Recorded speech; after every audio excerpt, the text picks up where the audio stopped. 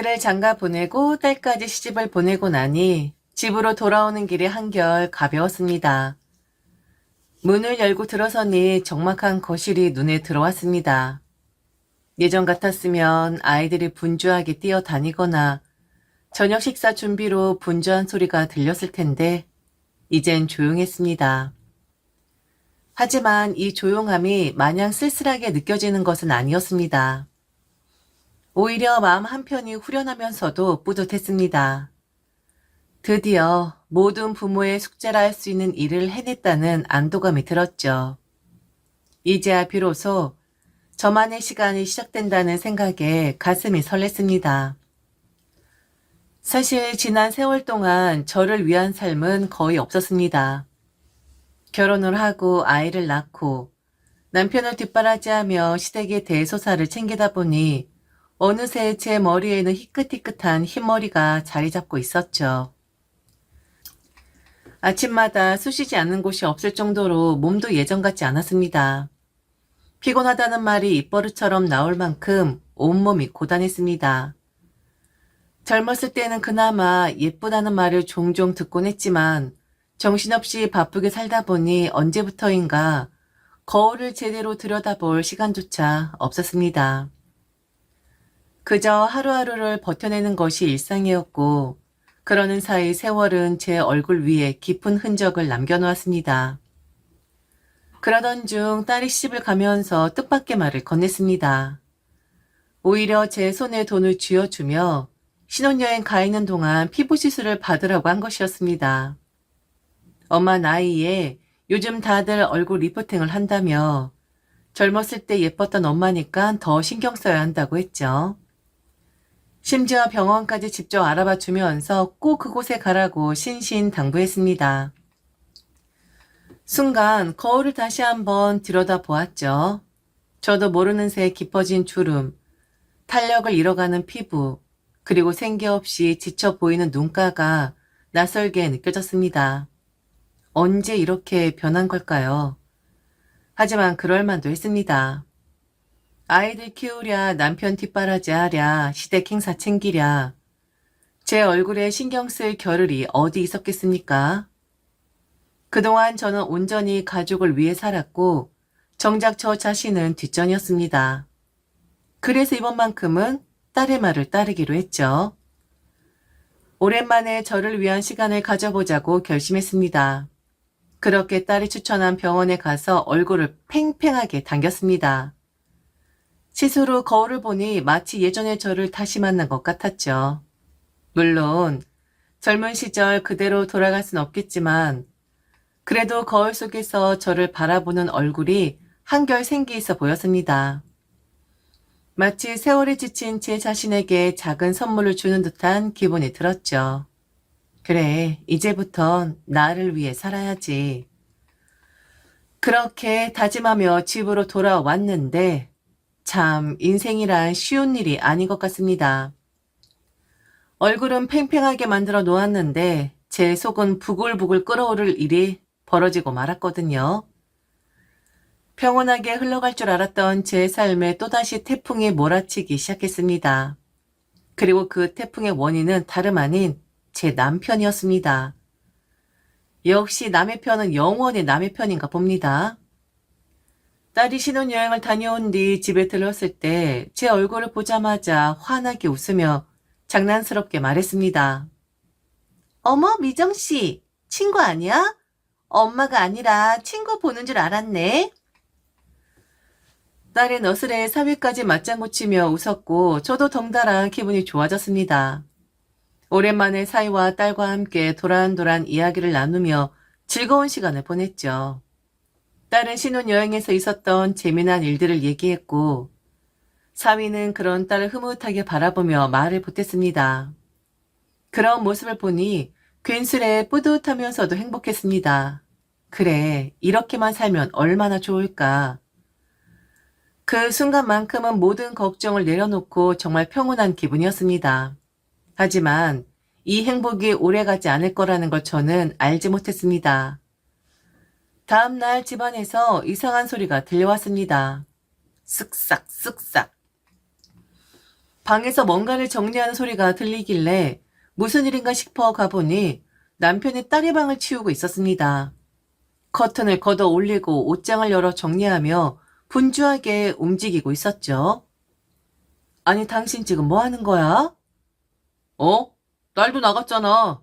이제 방 필요 없지 않아? 아들 방이랑 합칠 거야. 아니, 애들이 가끔씩 집에 오면 자기 방에서 자기도 하고 필요한 물건도 꺼내가잖아. 왜 갑자기 방을 없애는 건데? 이제 애들 다 떠났으니까 이 방 그냥 비워둘 필요 없잖아. 방이 아까워서 그러지. 그래서 이 방을 없애고 뭐 하려고? 누나 데리고 올 거야. 뭐? 형님을? 그래, 당신 형님. 그게 갑자기 무슨 말이야? 왜 형님을 모시고 오는데? 왜긴 왜야. 애들도 다 나갔잖아. 이제 우리 둘이 살기엔 집도 크고 허전하잖아. 그러니까 누나 데리고 오려고. 아니, 당신. 남편이 황당한 말에 어이가 없어 말문이 막혔습니다. 그런데 남편은 제 반응이 이상하다는 듯 오히려 흥분한 채 말을 쏟아내기 시작했습니다. 지금 누나 상황 몰라? 그 개놈의 새끼가 더 이상 누나를 보지 않겠다고 했대. 여자한테 미쳐가지고는 누나를 무시하고 홀대하고 있다고. 누나가 이혼하고 그놈 키우느라 얼마나 고생했는지 알지? 그런데도 그놈이 지 엄마 소중한 줄도 모르고 지 옆편이한테 눈이 멀어서 누나랑 절연을 선언했대. 누나가 울고불고 하는데 내가 어떻게 가만히 보고만 있어? 내가 끝까지 책임져야지. 누나 데리고 올 거야. 같이 살 거라고. 남편은 이미 모든 결정을 내려버린 듯 했습니다. 저와 상의할 생각조차 없이 그저 누나를 위해 당연한 일이라는 태도였습니다. 아, 정말이지 어이가 없었습니다. 제가 이 남자와 살면서 가장 힘들었던 부분이 바로 신이와 남편 사이에서 겪는 갈등이었거든요. 남편은 자기 누나라면 하늘의 별이라도 따줄 사람이었습니다. 단순한 가족의 정도가 아니라 마치 부모 노릇이라도 하듯 형님을 챙겼습니다. 그저 챙기는 정도라면 이해라도 하겠지만 남편은 형님을 위해서라면 저와 아이들까지 뒷전으로 밀어두는 사람이었습니다. 그 시작은 형님이 이혼하면서부터였습니다.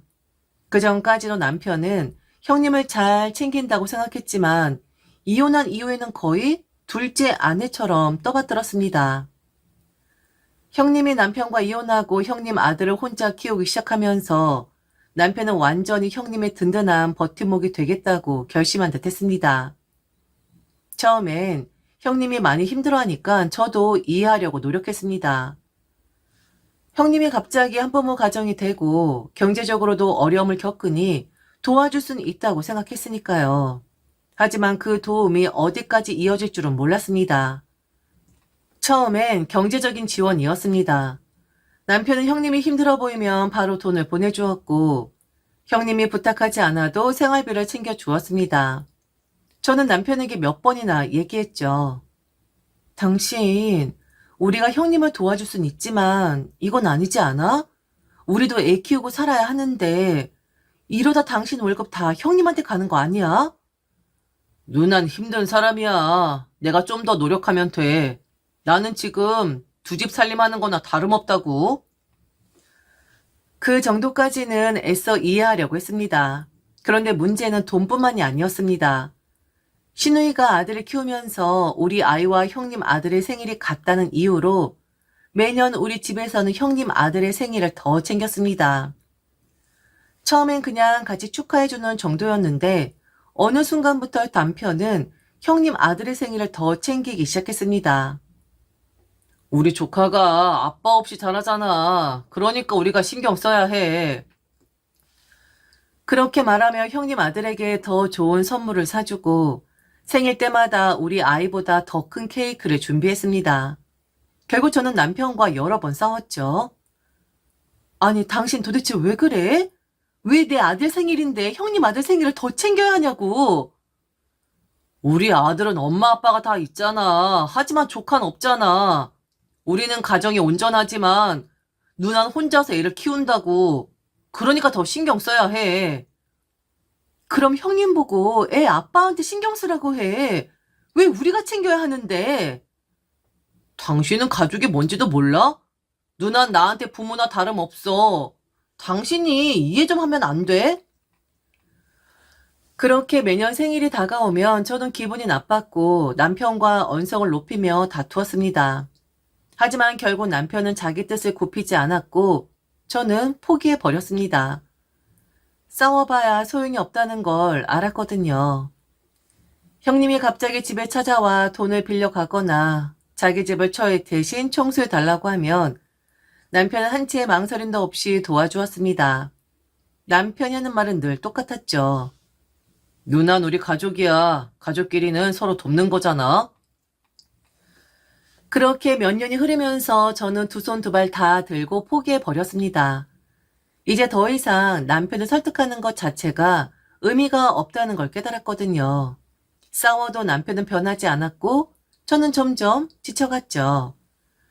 그런데 이제 와서 형님을 우리 집으로 데리고 와서 같이 살겠다고? 남편은 이미 결정을 내린 듯 말하고 있었습니다. 제가 어떻게 생각하든 상관없다는 태도였죠. 애들도 다 나갔잖아. 이제 둘이 살기엔 집도 크고 허전하잖아. 그러니까 누나 데리고 오려고. 그 말이 제 귀에 울려 퍼지는 순간 속에서 천불이 치솟았습니다. 제가 이 남자와 결혼하면서 몇 번이나 견뎠던 고비들이 떠올랐습니다. 그동안 형님을 챙기느라 저와 아이들을 뒷전으로 밀어두던 남편의 모습들이 스쳐 지나갔죠. 이건 정말 말도 안 되는 이야기였습니다. 이제야 겨우 나를 위한 시간이 시작되었다고 생각했는데 또 형님을 떠받들며 살아야 한다고? 남편의 말이 끝나기가 무섭게 저는 속에서 울컥 치밀어 오르는 감정을 억누르며 생각했습니다. 이건 너무 가혹한 것 아닌가? 지금껏 저는 시부모님도 모시고 살지 않았습니다. 결혼한 남편과 단둘이 꾸려나가며 오롯이 우리 가족을 위해 살아왔습니다. 이제야 겨우 아이들을 다 출가시키고 저만의 시간을 가져보겠다고 다짐한 순간이었습니다. 그런데 이제 와서 남편은 저와 사이도 좋지 않은 시누이를 우리 집으로 데려오겠다고 말하고 있었습니다. 더군다나 그 시누이가 어떤 사람인데? 저는 시누이를 보며 늘 다짐했습니다. 절대로 내 며느리에게는 저렇게 하지 말아야겠다. 시누이는 독실한 기독교 신자였습니다. 교회 일이라면 사소한 행사 하나도 빠지지 않고 교회에서는 모범적인 성도로 존경받는 사람이었죠. 그런데 며느리를 맞이하더니 갑자기 제사를 지내야 한다고 선언했습니다. 무슨 제사요? 우리 부모님 절에 모셨잖아. 그러니까 이제부터라도 제사를 챙겨야지. 며느린 그 자리에서 얼어붙었죠. 남편이 불교 신자라서 시부모님을 절에 모셨는데 갑자기 왜 제사를 지내겠다고 하는 건지. 시누이 본인은 한 번도 제사를 지낸 적이 없었고 오히려 제사를 지내는 친척들을 향해 우상 숭배를 하며 노골적으로 반감을 드러낸 적도 많았습니다. 그런데 결혼한 아들이 며느리를 들이니 갑자기 태도를 바꿔 제사를 지내겠다고 공표한 것입니다. 며느리는 황당했을 겁니다. 시어머니가 기독교 신자인데 왜 갑자기 제사를? 이 문제로 가족 간의 갈등이 심각해졌고 결국 시누이의 아들이 중재에 나섰습니다. 한참을 설득한 끝에 시누이가 한 방 물러서긴 했지만 이후로도 며느리를 향한 불만을 감추지 않았습니다. 하지만 그보다 더 결정적인 문제는 신혼여행지였습니다. 시누이의 아들 부부는 결혼 후 바로 신혼여행을 떠나지 않았습니다. 두 사람 다 바쁜 직장인이라 급한 일을 마무리하고 한두 주 뒤에 유럽 여행을 가기로 합의했기 때문이었죠. 그런데 이 여행지가 시누이의 심기를 건드렸습니다. 유럽? 아니 엄만 유럽 한 번도 못 가봤는데? 네 마누란 벌써 간다고? 며느린 난감한 얼굴이었고 시누이의 아들은 당황했습니다. 그게 무슨 문제란 말인가? 그러자 시누이는 마치 서운한 척 섭섭한 척 하면서도 노골적으로 며느리를 향해 불편한 기색을 드러냈습니다. 요즘 애들은 참 부모보다 먼저 외국을 나가고 해외여행을 다니고 좋은 데를 다니고 그러면서도 부모는 뒷전이야? 그 말이 무엇을 의미하는지 며느린 바로 알아차렸을 겁니다. 신혼여행을 가기 전에 시어머니부터 모시고 유럽을 갔어야 했다. 그 이후로도 시누이는 사사건건 며느리의 행동이 마음에 들지 않는다고 남편을 찾아와 하소연을 했죠. 아들 부부와 갈등이 생길 때마다 남편을 붙잡고 네 집 며느리도 초장에 잡아야 한다는 둥 전혀 쓸데없는 조언까지 해댔습니다. 며느린 속으로 얼마나 기가 막혔을까요? 시누이의 아들은 또 어떤 심정이었을까요? 결국 아들 부부는 참다 못해 절연을 선언했습니다. 시누이가 얼마나 울고보고 했는지 말할 것도 없습니다. 그런데도 남편은 여전히 시누이가 불쌍하다는 겁니다. 아들과 단절된 누나가 너무 안타깝고 그래서 집으로 데려와 같이 살겠다는 겁니다. 남편이 딸의 방을 치우는 모습을 보며 제 속에서 무언가 뜨겁게 치밀어 올랐습니다. 화가 난다는 말로는 부족할 정도로 속이 부글부글 끓었습니다. 하지만 이젠 끝이었습니다. 저는 더 이상 참고 싶지 않았습니다. 그 순간 저는 생각할 겨를도 없이 손을 들어 남편의 뒤통수를 힘껏 후려쳤습니다. 퍽! 손에 짜릿한 타격감이 느껴졌고 남편은 그대로 멈춰서서 어리둥절한 얼굴로 저를 쳐다보았습니다. 뭐야? 아니 지금 나 때린 거야? 내 뒤통수 때린 거냐고? 당신 뭐야 왜 이래? 노막 났어? 때렸어. 아주 시원하게. 와, 근데 이거 아주 타격감 좋은데? 사실은 내가 오랫동안 네 뒤통수한테 후려치고 싶었거든? 뭐라고? 아니 이 사람이 지금 정신이 나갔나? 정신이 나갔다고? 정신 나간 건 당신이지. 노망든 건 내가 아니라 당신이라고? 뭐라는 거야? 아니 왜 그래? 누나 데리고 오는 게 싫어서 이러는 거야? 당신 정말 왜 그래? 누나 불쌍하지도 않아? 불쌍? 불쌍? 누가 불쌍하다고? 아, 그 쇼. 또 시작이구나. 당신 누나 쇼하는 거 내가 결혼하고 지금까지 몇십 년을 봐왔는데 이제 또 우리 집에서 그 쇼를 관람하라고? 그게 아니라 이번엔 좀 다르다고. 당신이 너무 감정적으로 나오는 거야. 누나가 아들이랑 절연했지만 우리가 누나를 데리고 오면 그놈도 결국 무슨 수를 내겠지. 우리 엄마가 외로워서 가셨나? 라고 생각하게 될 거 아니야? 다 큰 뜻이 있어서 그런 건데. 그리고 아파. 어떻게 남편 뒤통수를 때릴 수가 있어? 남편은 여전히 형님이 불쌍하니까 우리가 도와야 한다는 논리에서 벗어나지 못하고 있었습니다.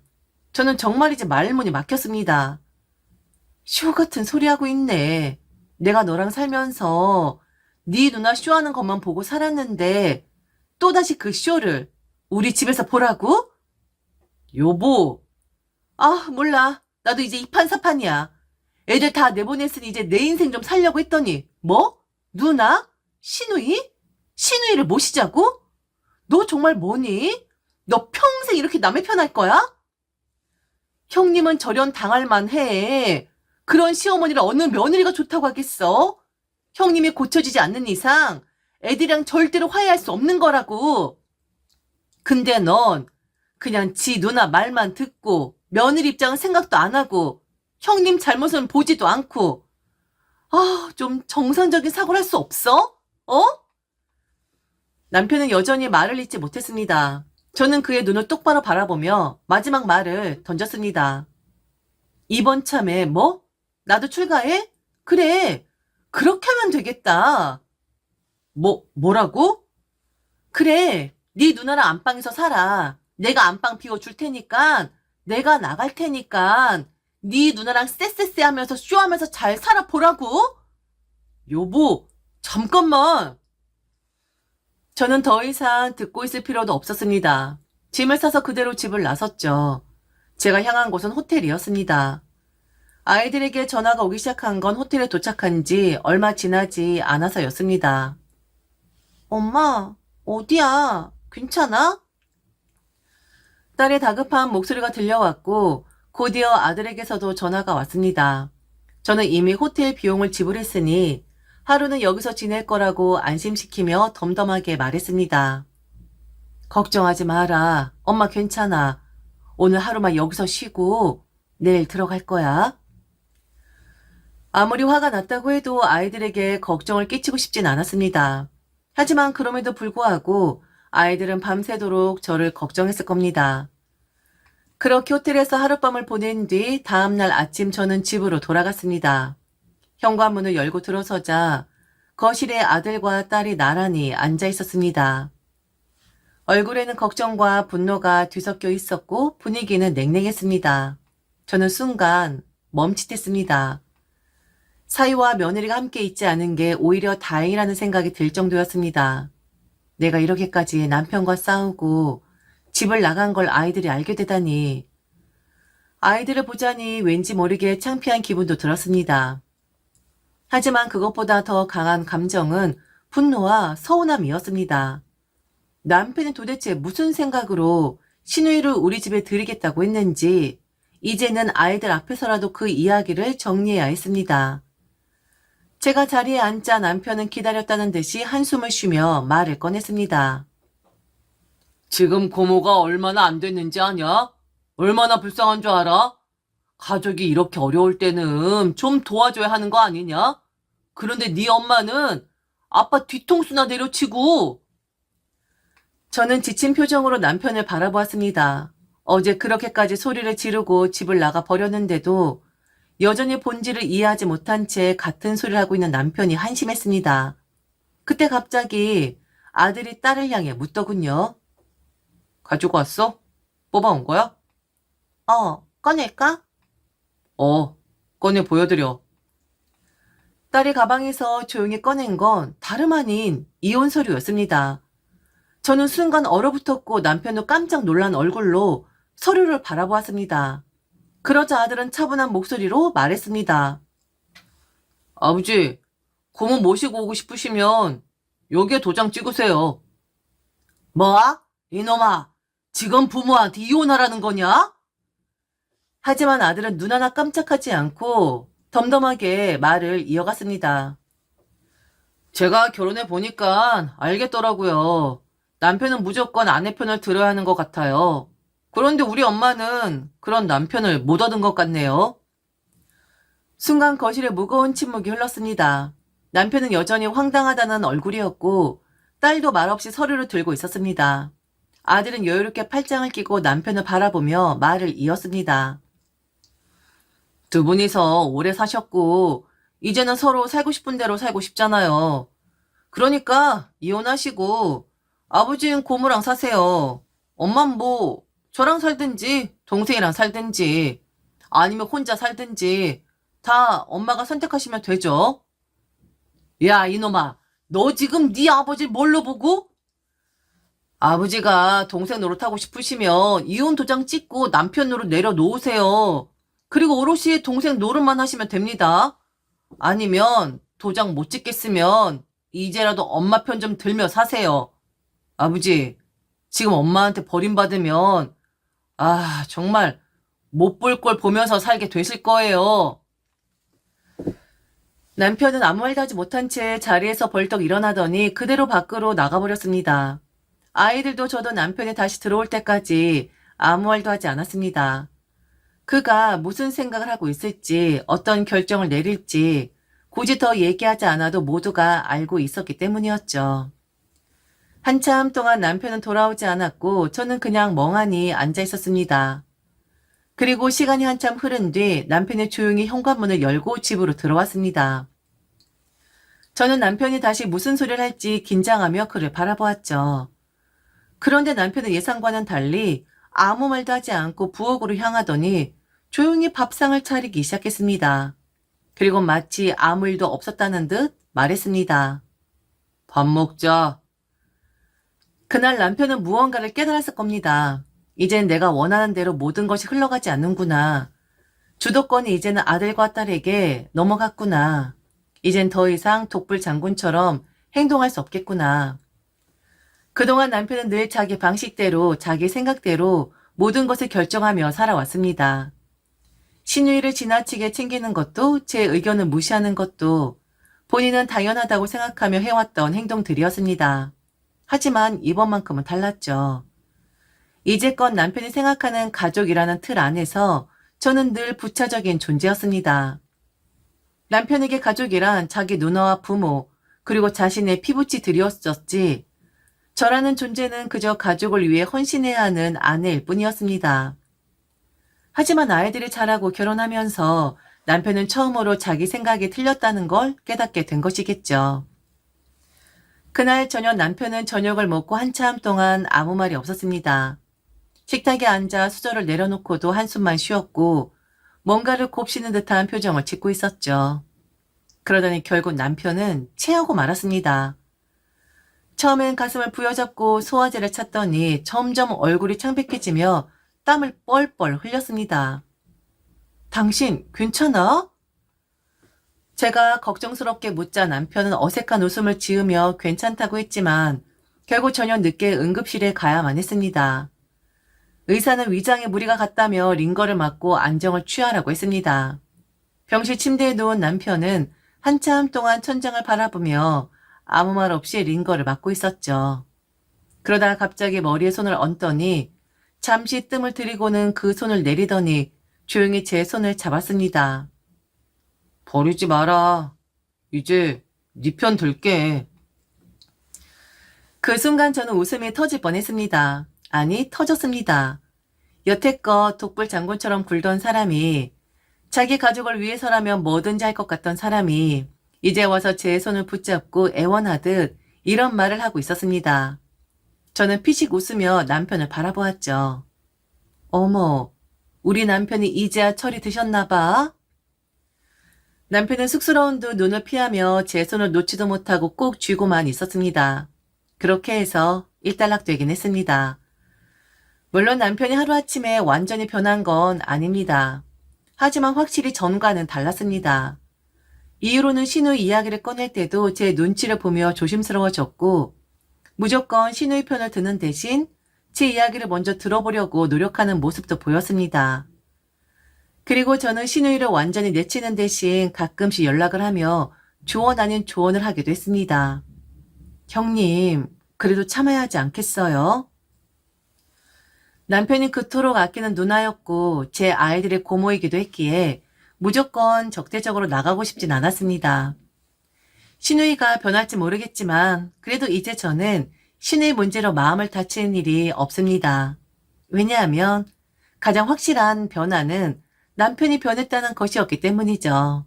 남편이 이제는 저를 함부로 무시하지 못하고 저의 의견을 존중하며 무엇보다 내가 먼저 라고 생각하기 시작했다는 사실.